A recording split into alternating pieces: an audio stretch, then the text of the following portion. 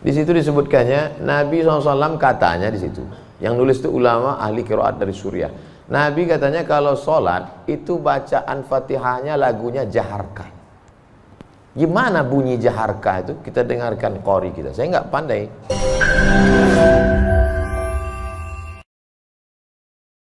Jangan lupa subscribe, like, and share.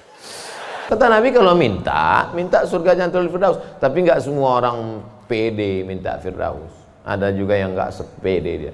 Ilahi lastulil firdausi ahla, kata dia. Ya Allah, aku nggak layak masuk Jannatul Firdaus. Nabi suruh minta Firdaus, dia bilang aku nggak layak ya Allah. Jadi kalau gitu kau masukkan neraka aja ya.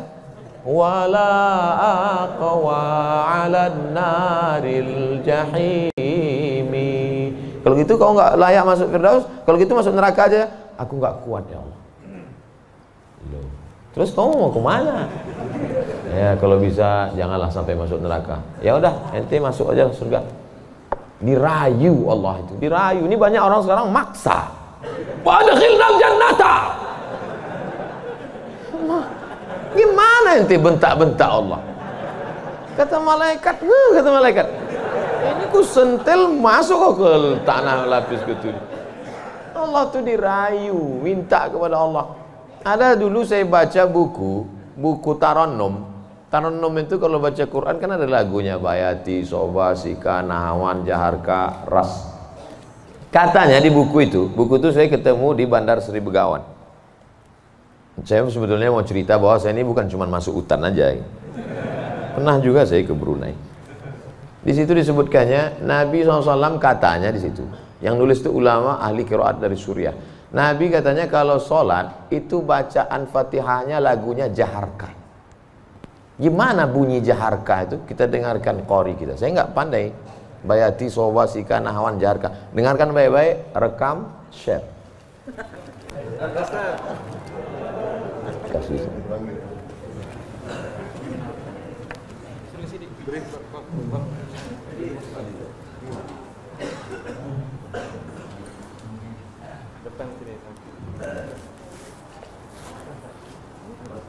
Bismillah.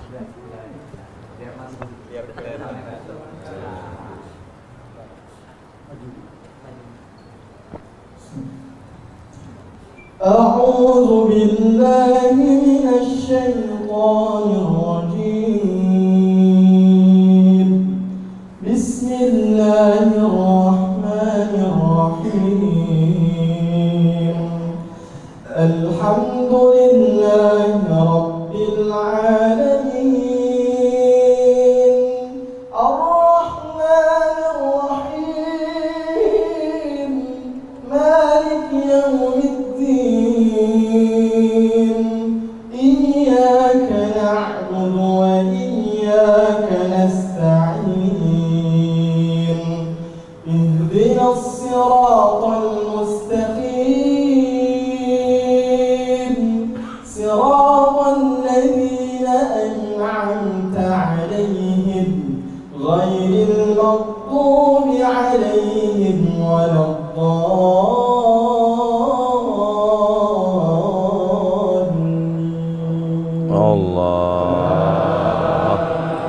Jazakumullah, barakallahu fiik, ahsanallahu ilaik, matta'tana bisautik. Masya Allah, katsarallahu amsalak. Semoga Allah memperbanyak anak-anak cucu kita yang punya suara bagus, tajwidnya bagus, akhlaknya bagus. Allahumma ja'al abna'ana wa banatina min hufazil Quran. Jadikan anak cucu keturunan kami menjadi para penghafal Quran ya Allah.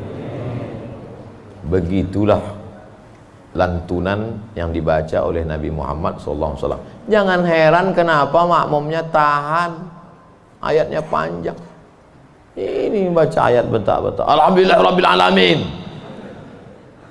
Ada kelembutan, ada kebaikan.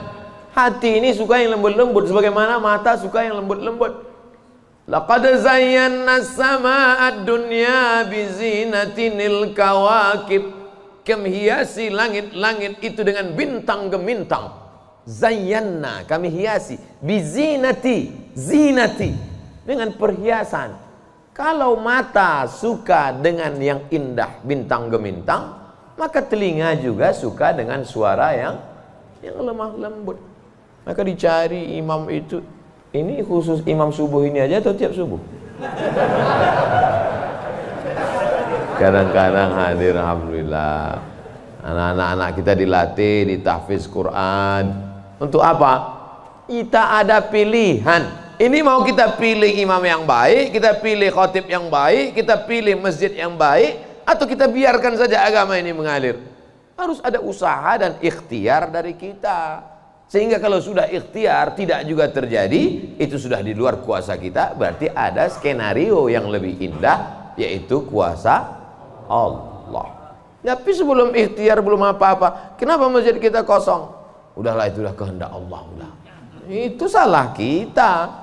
Ini banyak kadang-kadang imam ini lebih banyak batuknya daripada ayatnya.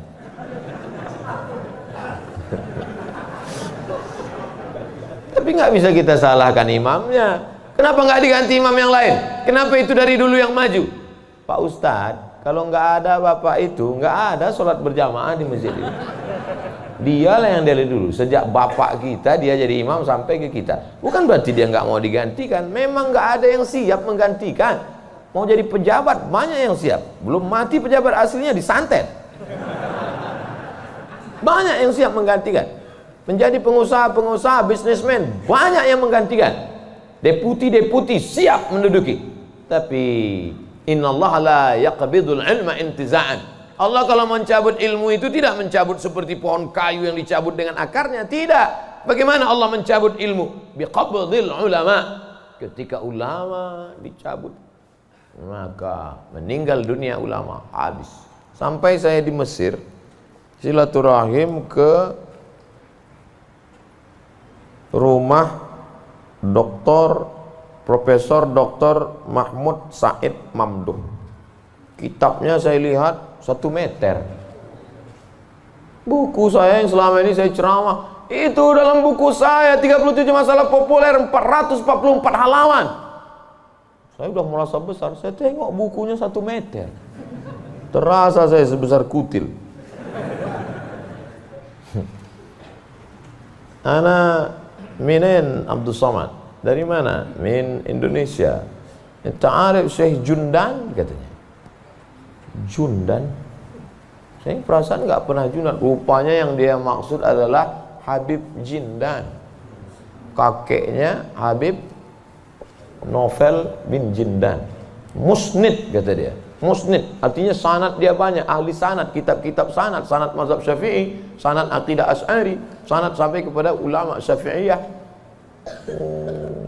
Kalau ente nanti ke Jakarta cari perpustakaannya, banyak kitab-kitab dia, banyak manuskrip, buku-buku tulisan tangannya.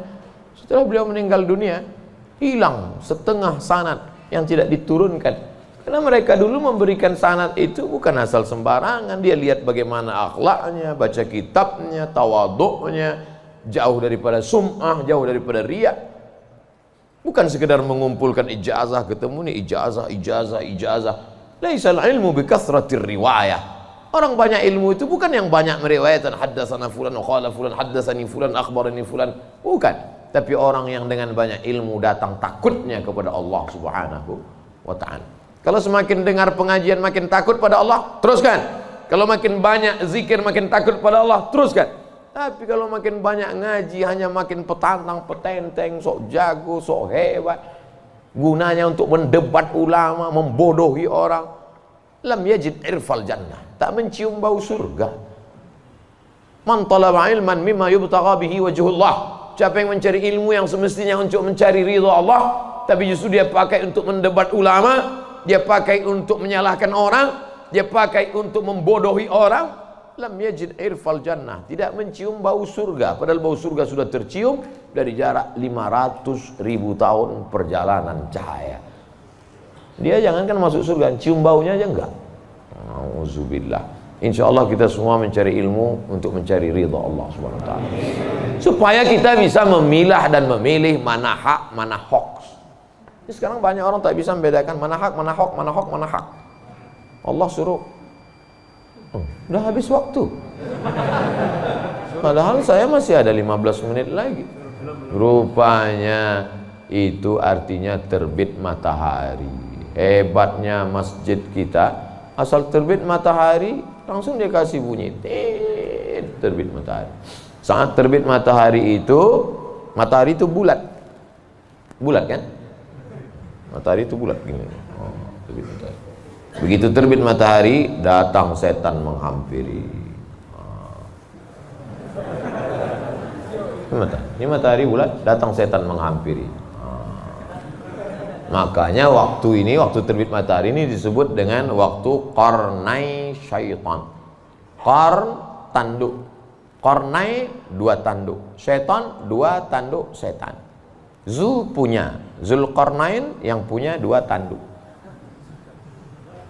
Qarnain, dua tanduk setan. Sampai berapa lama setan menghampiri matahari ini? Qaidaramhin, setinggi tombak. Jadi kalau ditegakkan tombak di atas tanah, segini tinggi tombak, lalu kemudian matahari ini naik setinggi tombak. Itulah makanya selama matahari naik setinggi tombak, kita tidak boleh sholat. Kenapa? Tasyabuh, menyerupai orang musyrik jahiliyah. Karena mereka menyembah setan, menyembah berhala. Berhala itu di dalamnya ada setan. Selama naiknya waktu dua tanduk setan ini 12 menit, setelah dihitung menurut ilmu astronomi 12 menit. Jadi sekarang jam 6.12 baru boleh sholat sunat isyraq. Maghrib jam berapa? Maghrib 6.16. Tuh mudahnya. Kalau kita nggak punya kalender, kapan baru boleh sholat sunat isyraq? Mudah saja. Lihat maghrib. Kalau maghrib 6.16, maka kita baru boleh sholat nanti jam 6.16. Tadi Ustadz bilang 12. Kenapa 16? Kalau pas 12, kadang setan ini molor juga.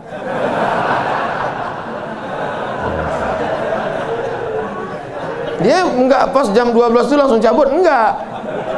Bisa jadi dia nongkrong-nongkrong dulu, ngopi-ngopi dulu aja.